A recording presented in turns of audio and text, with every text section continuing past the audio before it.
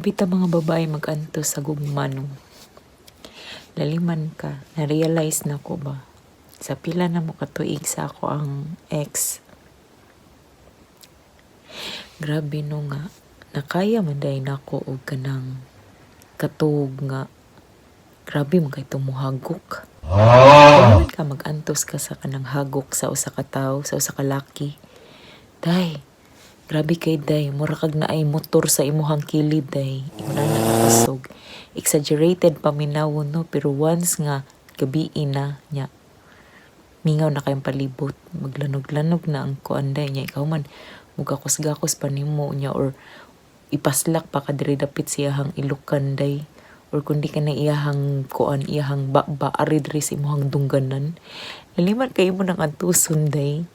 Sus, grabe yun ang gugmano niya. Kita, ganahan kita sa tanan no. Kakus-kakuson ta niya. Ikaw man, ang baba na diri sa tong dunggan. Ito, maghagok. Wala lang. Grabe siya.